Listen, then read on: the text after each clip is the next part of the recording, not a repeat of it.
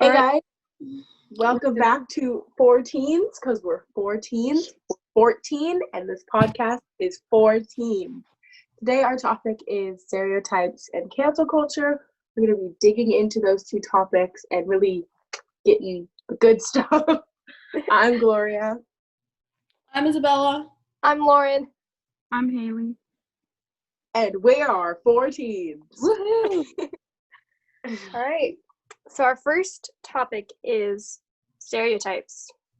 Okay, so what are stereotypes? And just like, what is a stereotype? Lauren, you kind of want to explain like what a stereotype is? We can never tell who are you talking to, Lauren or Gloria? I said Lauren. Okay, yes. We should address each other by name so people don't get confused as to who's talking. Okay. Are we recording? There's no button. It doesn't. There's recording. We're recording. Okay. But like the new update is like the banners don't go away unless you tap the screen. Okay. Anyway, so a stereotype, this is not a dictionary definition, just kind of what I'm saying. So, a Lauren dictionary. Yes, a Lauren definition.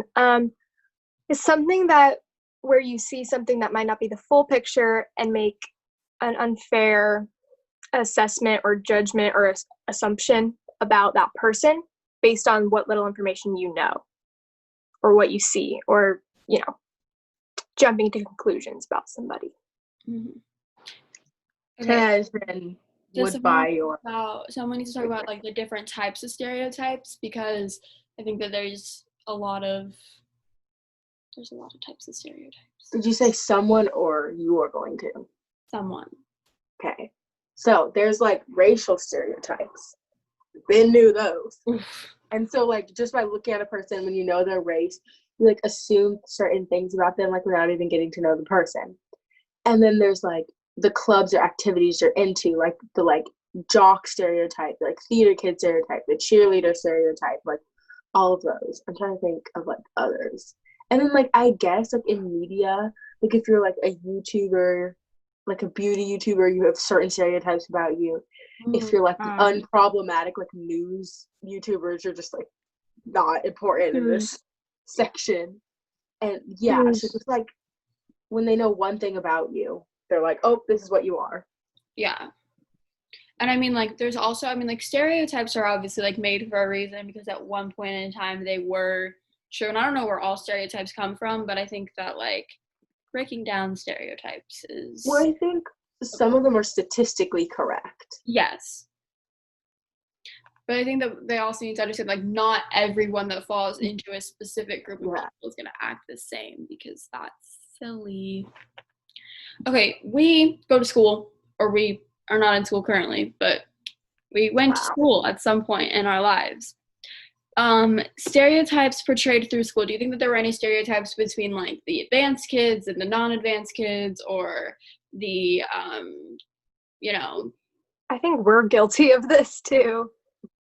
Well, yeah. Like, we're not saying we don't stereotype people. Everyone stereotypes. We try to be good people. Perfect people. But, we're trying. Well, it's not even like, I guess it is a stereotype, but like an advanced class literally means it's a harder class for like smarter people, So like thinking they're smart isn't like, it's more like, yes, they are, because that's like the whole point. Like if you're in advanced math, thinking you're good at math is like a fact, basically. Yeah. And I think that like, I don't know, I think that school stereotypes are very interesting, because we think about it. There's like, I had this maternity sub last year in math, and anytime she'd be like, you're advanced, you're supposed to be smart, you should know this, why do I have to teach you this, you're in advanced. And I think that people need to stop just thinking learning advanced means we know everything, because we don't, because we're still children that are in 7th grade math, or it was 7th grade math. If you were like didn't know 4th grade math, that'd be a problem. But like of course you don't know what you're gonna learn in like the 4th quarter and the 1st quarter, because you haven't like learned any of the like steps up to it. I also think definitely the people you hang out with at school, especially if you're in multiple different groups of friends, like this definitely applies to me, people can make assumptions based on the people you're around, even if maybe they're not your best friends, but you're still around them because of your activities or because, you know, your paths are just cross at some point or another. So I think that's definitely something that people stereotype you based on. Yeah. Or I mean, there's obviously like any stereotypes are gonna go back, like no matter what type of stereotype we're talking about, like there's always gonna be a stereotype that goes back to race. And that's just that's just sort of like a fact. Because I mean, like, I can talk about the stereotype of like advanced kids, and I mean,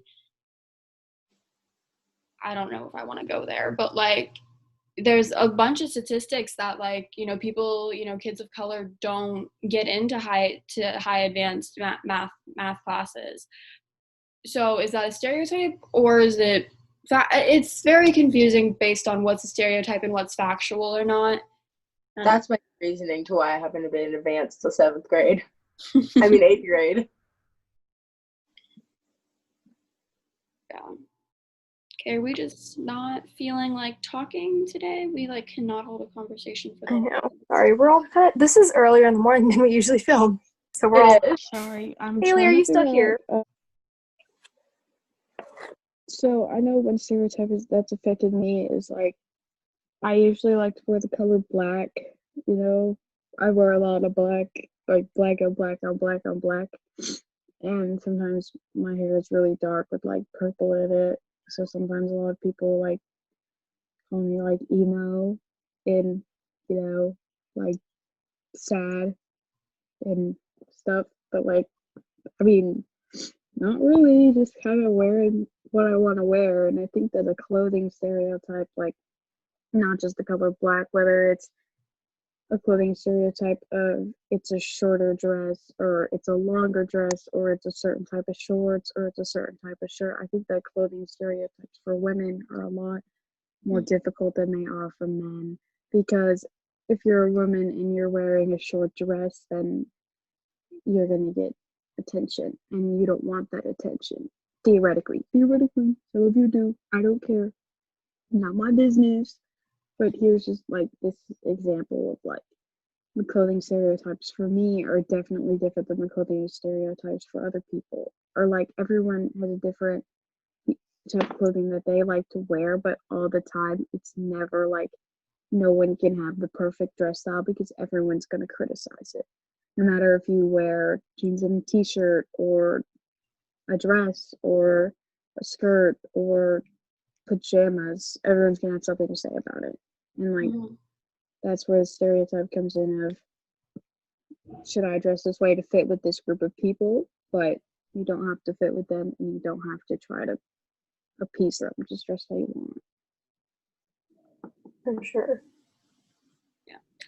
I think the stereotypes affect all of us, but I think that like obviously the big one is the fact that like we're all girls, so there's that stereotype of like, oh, they're, you know, I think that as with each generation these stereotypes go down and they like become less true, but you know, you're still gonna have the super guys that like, oh, you're weak, you can't do anything, you're a woman, get in the kitchen, like all that stuff. So I just think that we need to just stop saying things that degrade people in general. But I don't know.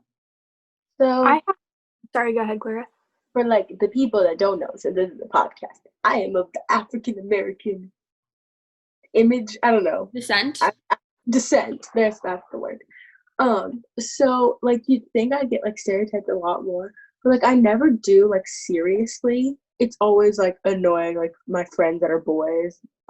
I'm like, oh, I'm gonna go like to eat. They're like, oh, are you having fried chicken? I'm like, no. You know, like I'm drinking like a colored drink, or like, oh, is it Kool-Aid? And I'm like, no. Like it's always like as a joke. It's never like a serious person. But like the stereotype, like I guess I do get is like the teen stereotype. Oh yeah, That we're all dramatic and petty and our problems don't matter.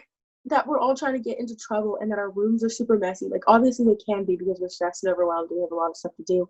But like, I don't know, when people think about teens, they think that they rely on their parents for everything. But like I do my own laundry, I make my own meals. I like if I'd spin out, my parents would make that for me. But I could make dinner for myself if I wanted. Like I do a lot more things than like the average like person thinks a teen does. Like they think we're just like helpless and useless and mean and rude, and like I don't think that's like how we actually act. Yeah, Another thing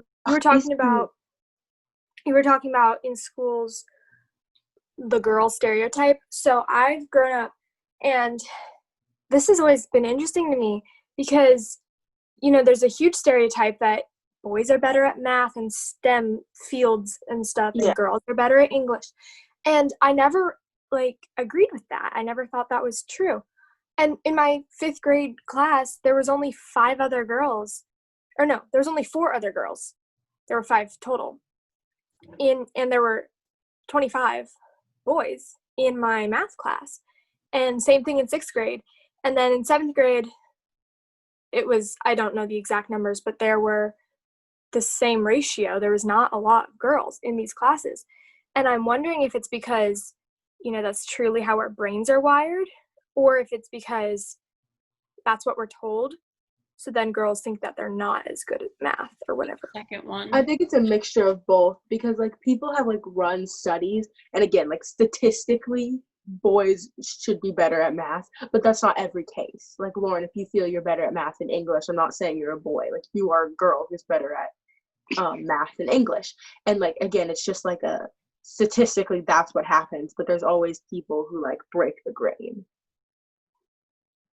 Mm-hmm. And I think we should also preference here that we are all above the average level of middle school students smart. Yeah. We are all above that average level. So that sounds really cocky. That's what no, I'm not trying to sound cocky. I just think that we needed to preference that because we know we are aware that we are above average. So we're not speaking from a perspective that sees everything. We don't know. I don't think, even though some of us were I wasn't in advanced English till 7th grade, but I was still in advanced math through 5th grade. And I mean, I barely remember feeling I was never not smart, except for in elementary school, because I knew that I had friends that were in advanced classes, but then I wasn't in the advanced classes. But just because you're not in advanced classes doesn't mean you're not smart. There we go. That's literally advanced classes this year. Well, here's the thing. The only reason why advanced kids are put there is because they are good test takers. That is the bad test taker. I'm an awful test taker. Either a good test taker or I don't know. Dude, every time I take a test, there's this man in my head, and he's like, click that one, click it right now, click it. That's not the right answer though. Click it. Click that answer. Click it right now. Click it. Do it. That's not the right answer. Click I don't know how it is where you guys live, but we have 2 different standardized testing that we have to take every year, multiple times a year. Sometimes they change it, so it's once a year, and then sometimes 3 times a year. It's the whole thing. Yeah, and so it's and they give us 2 hours to take this test, and that is what decides if you're the smarter classes or not. And it is so horrible because you're sitting in this room for 2 hours, and at some point you're just it's all C. Mm-hmm. So here's the difference. It's in the scale of you get a number when you're done, and it's kind of embarrassing, but I got really high on my English. I got around a 255. I got a 253, 255 in that area, which is really high. And then for math, I got a 235. So that's the difference in what I am good at and what I'm not good at. And that's where it comes into hand just because you're in advanced classes, that means you're good at everything. No, that's not true. With those standardized testing, oh my goodness. So it kind of depends on the kind of person you are, because for English, you have to read pages of awful, boring, meaningless, just literature. It's nothing interesting. It's nothing. Anyway, that's this rant. Yeah, we've changed the topic. There's a ton of people who just get bored and they won't read those articles, and they'll just pick an answer and click submit. And then for math, maybe the reason a lot of people score higher on math is because the problems are really short. They're just math problems. It's not that hard to figure out if you know addition or not, but being able to see if you know how to find the theme or whatever, that's more difficult to test on, I think. So that could be another thing where people are getting put in these advanced classes based on whether or not they took the time to read these articles or something along those lines. Yeah. Okay. Do you want to talk about cancel culture and? Oh, Yes. one more thing before I move on. Isabella, did you and I do our stereotype thing? Because I have one more I think I was going to say. Yeah, go ahead, say it. Okay, so mine, I definitely get this a lot. So I cheer competitively, and if you do competition cheer, you also, at our school, do sideline cheer for football. And they're two totally different things, but because of sports regulations and stuff, they're not allowed to be considered separate sports. So anyway, but constantly, I feel like cheerleaders as a whole get looked down on because the only thing people see is sideline cheer, and that they're, cheering for the football team. They don't consider what they are doing its own sport. But what a lot of people don't see, nobody comes to the cheer competitions like from your school, because a lot of people don't know about it. They're far away. This is kind of a new thing. Competitive cheer hasn't been around for a long time. But, there's no pom-poms in sight when you're competing. It's just tumbling, stunting, jumps, all that. And there's no, cheering, go team, whatever. That's not what that is. And I think a lot of people, they just don't know, or they have never been given the opportunity to see that. So I think when the stereotypes that come with being a cheerleader, I think it's truly because people, that's all they see is the sideline cheer. I don't know. That was just that's my 2 cents on that. I don't know if that's true. That's just what I think about it. Yeah, okay. Yeah, that was... Did you say yours, Isabella? I don't remember. It's fine. I've said enough. Okay, let's talk about cancel culture. What is cancel culture? It is when a celebrity makes culture. Haley, you go. Cancel culture is pretty much primarily on the wretched app of Twitter. Usually there's this group of people who are like bandwagoners, and the second the celebrity does something that might be a little controversial or that something that a group of people don't like, they will start a hashtag and they'll call it like blank is over party, and they'll proceed to lash out and make comments and try to ruin the celebrity's career. For example, a couple days ago, there was a Lana Del Rey is canceled is over party hashtag. You need to explain that because none of us know what happened. Okay, so Lana Del Rey posted something online, and she posted it on her Instagram account. Here, 1 second. I'm sorry. Okay, before we get that example, do y'all think cancel culture is okay? Do you think we should stop cancel culture, in a way? Do you think it's a good thing? Do you think it's a bad thing? What are your opinions on cancel culture itself? It needs to stop. Really, it needs to stop. It's just so annoying. It's so freaking annoying. It has no point. It's everyone makes mistakes, and what's the point of bringing up tweets from 10 years ago from different celebrities and stuff? Yeah. What's the point of that?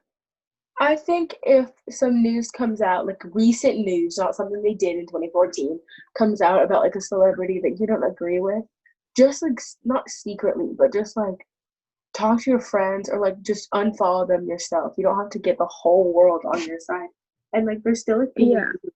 So knowing if there's them is not really good for that mental health. If there's stuff about here's 2 examples, if it's a bigger celebrity, stuff the stuff about Harvey Weinstein when it came out, or if there's stuff about Kevin Spacey and all that stuff, yeah, you should talk about that. And if you want, you could use your platform to give remorse, but you don't need to start those hashtags. You're really the point. And I used to listen to this feminist band. It was called Girlwood, and they were a type of like femme band and stuff, raising awareness for like women and stuff.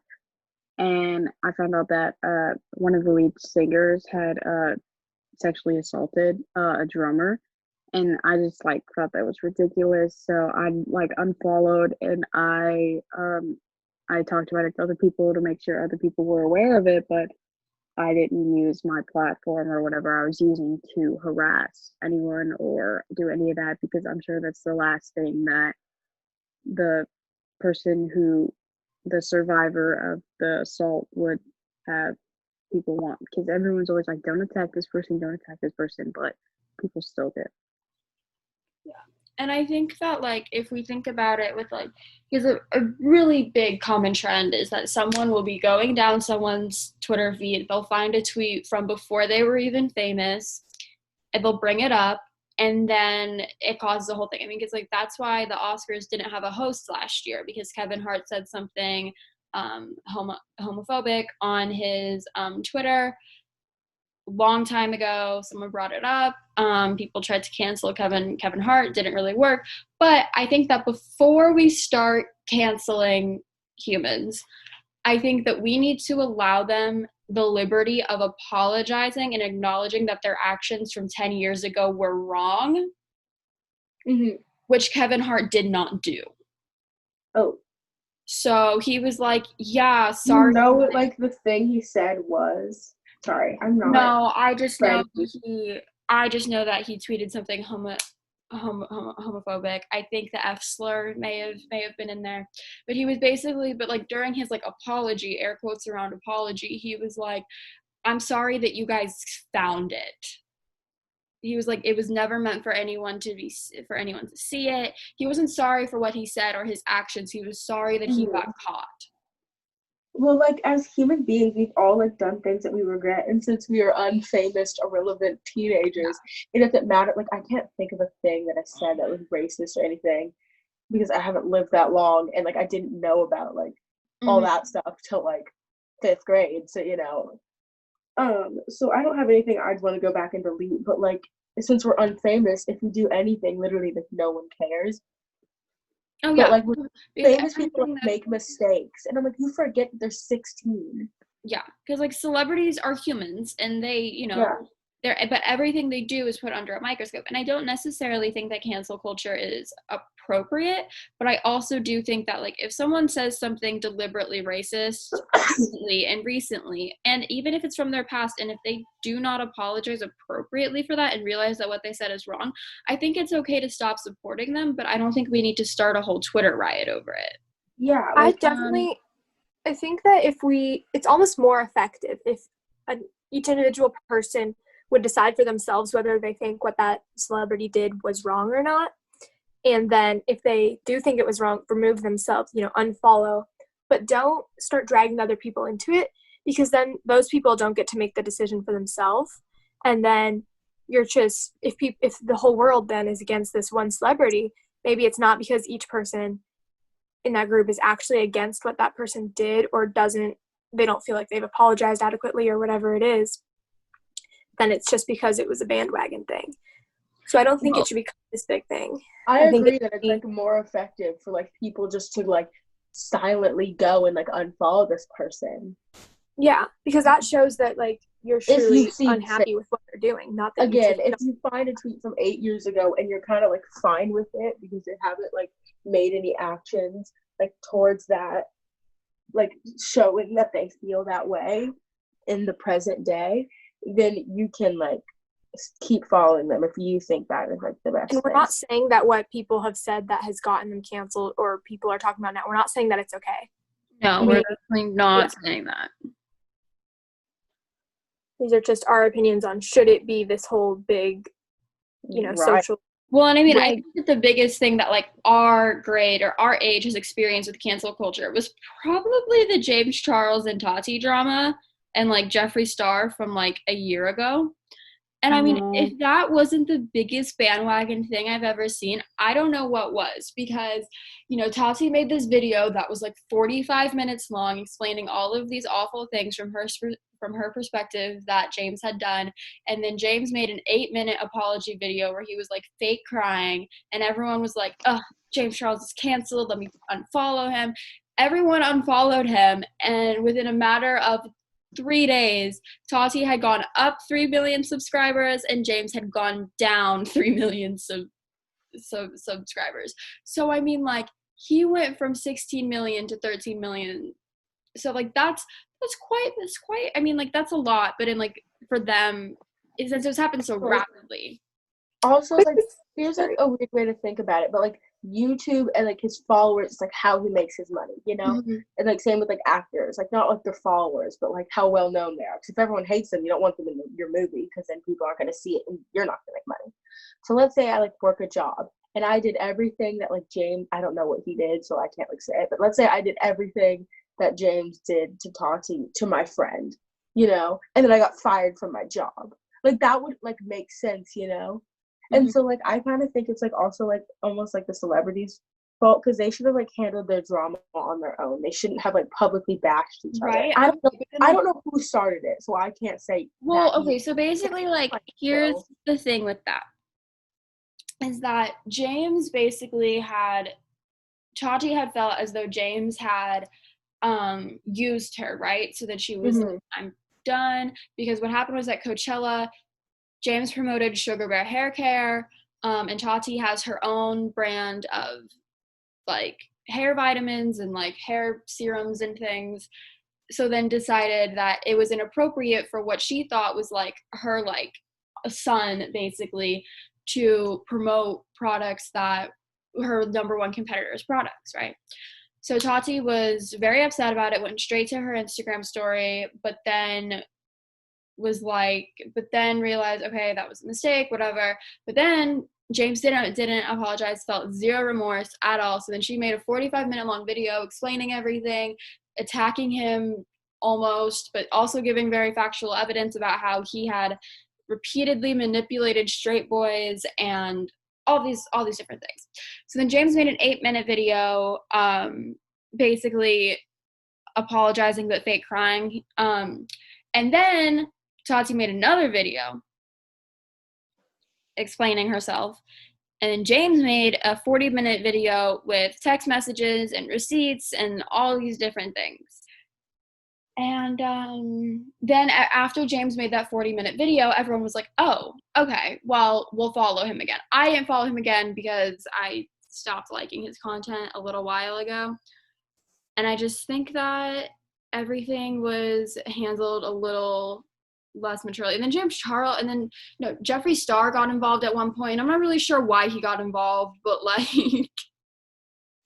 oh, Jeffree.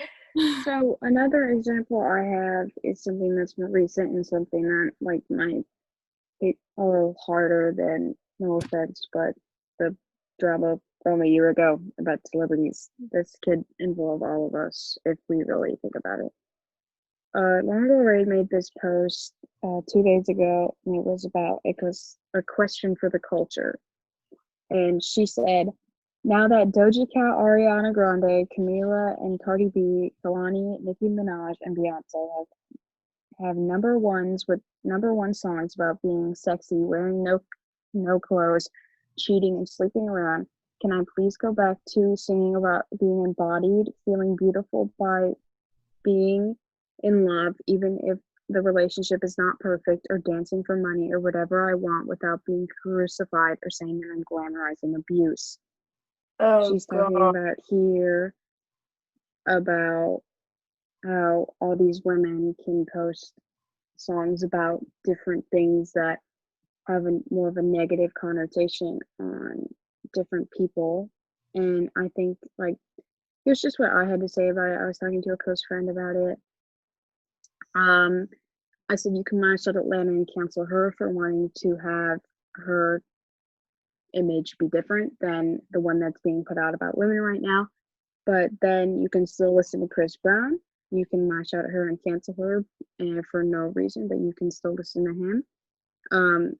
and people at the time were making it a race thing because they said that most of those people were black, but then she came out and she said that I loved some of those artists, and she's definitely not racist because she got in a fight with another person a while ago about Kanye West being racist to black people. She's not racist. We know that, and people were trying to make it a race thing because that's what everything always turns into. Everything is always a race thing, even when it doesn't need to be.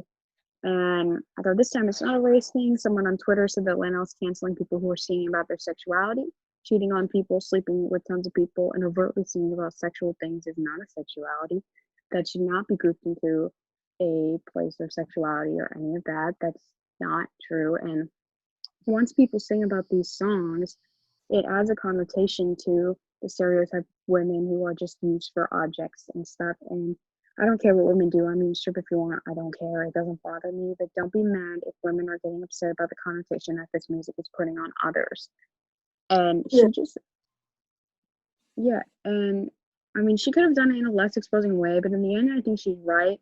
And she didn't do it to shame those artists, because she came back and she said that she didn't do it to shame them, and she did it just because those are the top artists right now. And that's not even a lie. They are the top artists right now, and they are the people who are singing about those overtly sexual and overtly like explicit things. And she didn't do it to shame people. She thinks women deserve better, and they deserve more songs about being sexualized and being like, I don't know, taken away from what they really are, and singing about different stuff, different parts of their body that like you don't need to revolve a whole song around. I mean, no shame to their music because they're two different types of artists, but at the same time, women can listen to whatever they want, but it's so much easier to listen to something where it's not talking about different parts of like our bodies or different parts of like